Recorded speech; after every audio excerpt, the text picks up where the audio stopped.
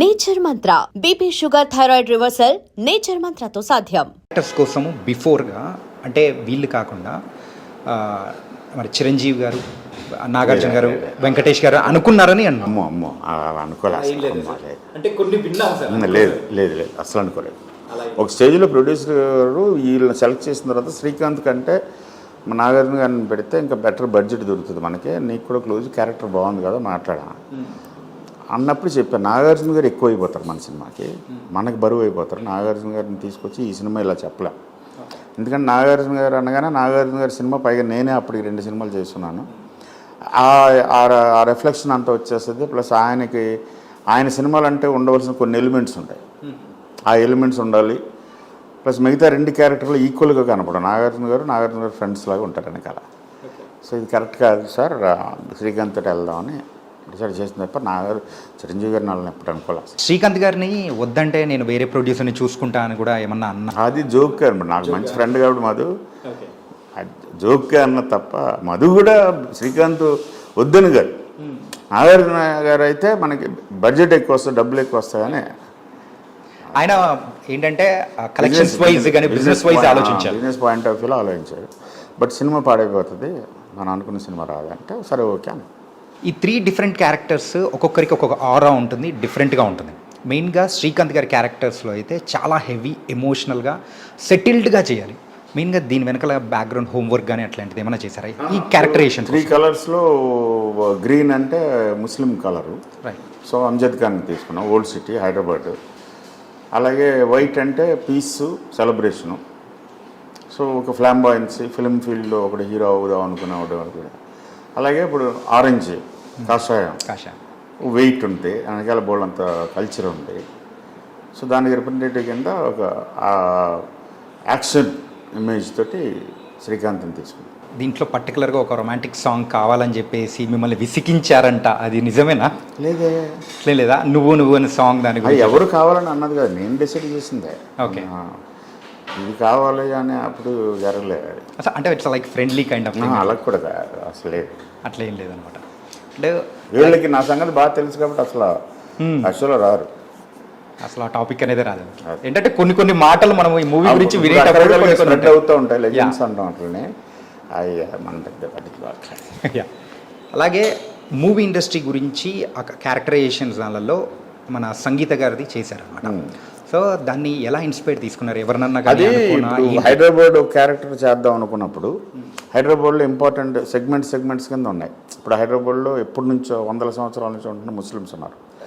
ముస్లిం rule జరిగింది, దాని తాలూకు ఒక ఇంప్రెషన్ ఉంది, దాని తాలూకు ఒక కల్చర్ ఉంది, కన్స్ట్రక్షన్స్ ఉన్నాయి, ఇన్ఫ్రాస్ట్రక్చర్ ఉంది, లాంగ్వేజ్ ఉంది. అలాగే హోల్ హైదరాబాద్ అనగానే most important film industry hub ఇది. సో ఫిల్మ్ ఇండస్ట్రీ ఇక్కడ ఉంది. ఫిల్మ్ ఇండస్ట్రీ నుంచి ఒక సెగ్మెంట్, ఒక క్రైమ్ ఎలిమెంట్ నుంచి ఒక segment, police, task force, terrorism కూడా ఉంది కాబట్టి టెర్రరిజం మీద ఒక సెగ్మెంట్. ఇలా రకరకాలు అనుకున్నప్పుడు ఫిల్మ్ సెగ్మెంట్ నుంచి ఒక వానబీ హీరోయిన్, వానబీ డైరెక్టరు, వానబీ హీరో, ఒక ఎస్టాబ్లిష్డ్ హీరో, ఒక established director, production manager, producer, shootings, ఎలా కాస్టింగ్ జరుగుతుంది, ఏం జరుగుతుంది అనే వర్క్ చేస్తున్నప్పుడు అప్పుడు ఎవరో ఒక పల్లెటూరు నుంచి, తెలంగాణలో ఒక పల్లెటూరు నుంచి ఒక అమ్మాయి ఇంట్లోంచి నగలు పట్టుకుని హీరోయిన్ అయిపోదామని వచ్చేసింది, ఇంట్లోకి చెప్పకుండా. ఇక్కడ స్టూడియోల దగ్గర తిరుగుతూ అమాయకంగా నేను హీరోయిన్ అవ్వాలని అంటే ఒక సెక్యూరిటీ గార్డు, ఒక స్టూడియో దగ్గర, రామనటి స్టూడియో దగ్గర సెక్యూరిటీ గార్డు, వెంకటేష్ తోటి వేషం ఇప్పిస్తాను నీకు, వెంకటేష్ పక్కన హీరోయిన్ చేస్తానని చెప్పి ఆడ ఎక్స్ప్లోర్ చేశాడు అమ్మాయి. చేసిన తర్వాత నగలవి కూడా తీసేసుకుని అదేదో తర్వాత అమ్మాయిని గెంటేసి అదేదో జరిగింది. తర్వాత పోలీస్ కేసు అవటం, దాని తర్వాత అమ్మాయి సూసైడ్ చేసుకోవడం, ఇవన్నీ కథలు, విన్న కథలు అంతే, మనకు తెలియదు. సో ఇలాంటి జరిగింది అంటే ఓహో ఇలాంటి ఎక్స్పెక్టేషన్ కూడా జరుగుతుంది అని దానికి రిప్రజెంటేటివ్ కింద ఒక అమ్మాయిని తీసుకున్నాం అని అన్న. దాంతోపాటు వాళ్ళ యాస్పిరేషన్స్, వాళ్ళు ఎంత హార్డ్ వర్క్ చేస్తారు, సబ్జెక్ట్ని ఒప్పించడం కోసం డైరెక్టర్స్ ఏ హైట్స్కి వెళ్తారు, హీరో అవడం కోసం ఏ హైట్స్కి వెళ్తారు, ప్రొడ్యూసర్స్ సినిమా తీయడం కోసం ఎలాంటి కష్టాలు పడతారు, అన్నీ షూట్ చేస్తాం. ప్రొడక్షన్ మేనేజర్స్ చాలామంది కూడా అది చూసిన తర్వాత అరే సినిమా ఇండస్ట్రీ అంటే ఇలా ఉంటుందా అని చెప్పేసి అనుకున్న సందర్భాలు కూడా ఉంటాయి కదా సార్. అది ఒక సినిమా ఇండస్ట్రీలోనే కాదు, ఆడ మగ ఉన్న ప్రతి చోట ఉంటుంది. అది ఇప్పుడు ఎడ్యుకేషన్ సెక్టర్లో ఉంది, కార్పొరేట్ సెక్టర్లో ఉంది, సాఫ్ట్వేర్ ఇంజనీర్స్ సెటప్లో ఉంది, పాలిటిక్స్లో ఉంది, పోలీసుల్లో ఉంది. ప్రతి చోట మనం ఇప్పుడు మీడియా ఎక్కువైపోయింది కదా, ప్రతి చోట చూస్తున్నాం. ఇప్పుడే ఇందాక చూసాను న్యూస్, గచ్చిబౌలిలో ఒక సాఫ్ట్వేర్ ఇంజనీర్ని ఒక 2 ఆటో డ్రైవర్లు రేప్ చేశారు, కేసు అయింది. సో ఇది అనాదిగా వస్తున్న అత్యంత దురదృష్టకరమైన విషయం. మనిషి నీచుడు బేసిక్గా. ఖడ్గం మూవీ ఒక చాలా లోతైన స్టోరీ. ఆ టైంలలో ఇంత లోతైన మూవీని దేవి శ్రీప్రసాద్ గారి మ్యూజిక్ డైరెక్టర్గా మరి ఎంచుకోవడానికి గల రీజన్ ఏంటి? అప్పటికి ఆనందం అనే ఒక సినిమా రిలీజ్ అయింది, దేవి చేసింది. అందులో సాంగ్స్ నాకు చాలా బాగా నచ్చినాయి. అరేంజ్మెంట్ బాగుంది, ఆర్కెస్ట్రేషన్ బాగుంది, చూసింగ్ ఆఫ్ ది ఇన్స్ట్రుమెంట్స్ బాగుంది, ఒక ఇన్నోసెన్స్ ఉంది, బ్యూటీ ఉంది, ట్యూన్స్ చాలా బాగున్నాయి, లిరిక్ బాగా వినపడుతుంది. సో ఈ క్వాలిటీ అంతా బాగుంది. ప్లస్ సత్యమూర్తి గారు అబ్బాయి నాకు మురారి టైంలో బ్యాక్గ్రౌండ్ స్కోర్లో మణితోటి పనిచేసేవాడు, కీబోర్డ్ ప్లేయర్ కింద. ఓకే, ముందే పరిచయం ఉంది. సో దాని మీద కొత్త మ్యూజిక్ డైరెక్టర్ అనుకున్నప్పుడు ఎవరిని పెడదామంటే ముఖం తను గుర్తొచ్చాడు. సో వెంటనే తనకి కాల్ చేసి ఆఫ్టర్. సో అవకాశం అనేది కూడా ఇచ్చారు, ప్రూవ్ చేసుకున్నారు. అవకాశం తీసుకున్నాం, అవకాశం ఇవ్వడం కాదు, అవకాశం తీసుకున్నాం. దాన్ని మన అంచనాలను మించి చేశాడు, చాలా గొప్పగా చేశాడు. మ్యూజిక్ కానీ బ్యాక్గ్రౌండ్ స్కోర్ కానీ. దేశభక్తి గీతాల్లో మనం వినేటప్పుడు మూవీ రిలేటెడ్ సాంగ్స్ ఏదన్నా ఉంటే ఈ మూవీ సాంగ్స్ అనేది కూడా మనం ఎక్కువగా వింటుంటాం. మేమే ఇండియన్స్ బాగా, మేమే ఇండియన్స్. అలాగే ఫ్లాగ్ దాని గురించి ఒక గ్రాఫిక్స్ ఆ టైంలోనే కూడా చేశారు కదా, చార్మినార్ లోపల నుంచి. సో ఆ ఆలోచన కానీ ఎలా వచ్చింది? అదే ఇప్పుడు మన అదొక ఐకానిక్ ల్యాండ్ మార్క్ కదా హైదరాబాద్కి చార్మినార్ అని అంటే.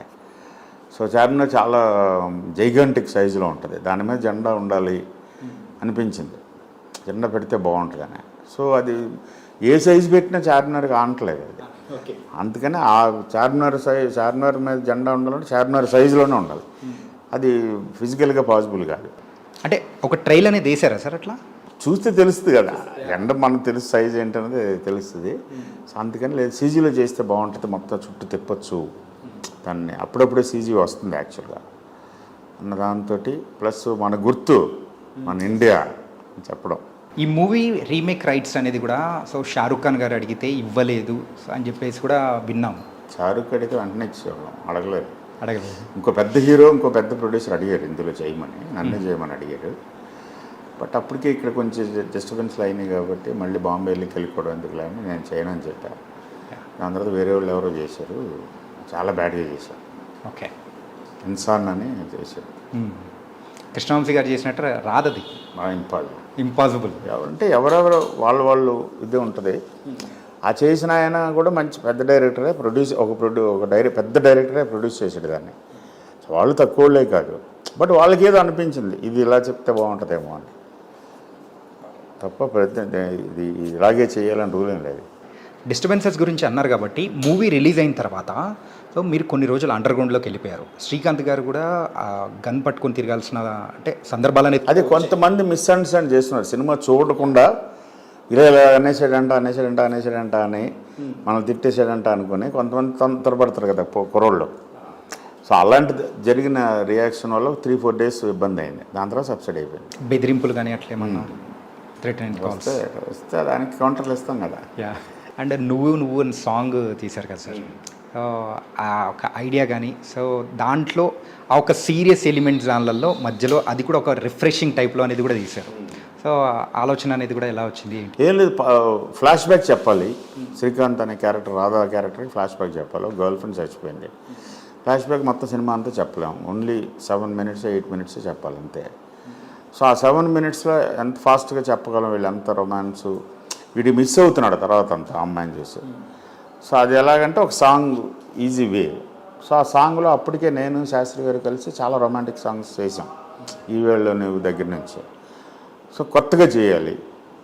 ప్లస్ వీడికి మిస్ అయ్యాడు, వీడి కళ్ళ ముందే వీడి వల్లే చచ్చిపోయింది అమ్మాయి అన్నప్పుడు నీ వల్లే నేను చచ్చిపోయాను అనే ఫీలింగ్ వీడికి రావాలి. అంటే ఆ అమ్మాయి నువ్వు చాలా గొప్పవాడే, నువ్వు తప్ప నాకేం లేదని చెప్పాలి అనే. అప్పుడు నువ్వు మీదకి వచ్చి గురువుగారికి ప్రతి సెంటెన్సు, అది ట్యూన్ కూడా చేయలేదు, డైరెక్ట్గా గురుగారిని చెప్పి ప్రతి సెంటెన్స్ నువ్వుతోటి ఎండ్ అవ్వాలి సార్, ఎక్కువ నువ్వులు కావాలి అంటే ఆ రిజిస్ట్రేషన్లో కూడా ఒక అద్భుతం, ఒక భగవద్గీత క్రియేట్ చేసాడు ఆయన. లవ్ యాంతం అంటాం దాన్ని. రైట్. లవర్స్ అందరికీ బ్రహ్మాండాన్ని ఇష్టం ఆ సాంగ్. అది ఏంటంటే one of my favourite song sir. అరే thank you. Love girlfriend ఉందా నీకు? సార్ ఉండి బ్రేకప్ కూడా అయిపోయింది సార్. అయిపోయిందా? సార్ ఈ మూవీ రిలీజ్ అవుతుంది అనేటప్పటికీ ప్రతి ఒక్కరు కూడా చాలా హ్యాపీగా ఫీల్ అవుతున్నారు. కానీ Thank you. ఒకరు లేరు అనే లోటు మాత్రం అందరికీ తెలుస్తుంది. ఆయనే సీతారామ శాస్త్రి గారు. అవును. సో ఆయన చాలా మిస్ అవుతున్నట్టు అనిపిస్తుంది కదా. Hmm. ఆయన ఉంటే సో ఈ మూవీని ఆయన భుజాన్ని వేసుకొని మరి పబ్లిసిటీ కూడా చేసేవారేమో అనిపించింది. అది డెఫినెట్గా మిస్సే, కానీ అది ఇన్ఎవిటబుల్, మన చేతుల్లో ఉన్నది కాదు అది. ఎవరైనా వెళ్ళిపోవాల్సిందే. అందుకే ఆయనే రాశాడు, కొంతకాలం కిందకు వచ్చాం అతిథులై ఉండి వెళ్ళగా అని. ఈ సినిమాలో ముసుగు వేయద్దు మనసు మీద అనే సాంగ్లో రాశారు ఆయన. అందరం గెస్టులు ఆయన. ఒకళ్ళు కొంచెం ముందు వెళ్తారు, ఒకళ్ళు కొంచెం లేట్గా వెళ్తారు. ఈ మూవీ టైటిల్ని ఒక లైన్లో ఒక లిరికల్ దాంట్లోనే చెప్పేశారు సార్. పూటకో పడమర దాటి వెలుగుతుంది ఈ భారత ఖడ్గం అని చెప్పేసి. అంటే అంత డెప్త్ ఖడ్గం గురించి టైటిల్ సాంగ్లో చాలా గొప్పగా ఎక్స్ప్లెయిన్ చేశారు, మీరు జాగ్రత్తగా వింటే. అన్ఫార్చునేట్లీ మిగతా సాంగ్స్ అంత పాపులర్ అవ్వలేదు, బట్ అది నా దృష్టిలో గొప్ప సాంగ్ ఖడ్గానికి సంబంధించి. తర్వాత సినిమాలో 2-3 చోట్ల కూడా దాన్ని వాడాం, ఎక్కడెక్కడ ఏంటంటే. సో మన ఫీలింగ్స్, మన ఎమోషన్స్ ఎంత షార్ప్గా ఉంటాయి అనేది చెప్పారు, చాలా గొప్పగా చెప్పారు.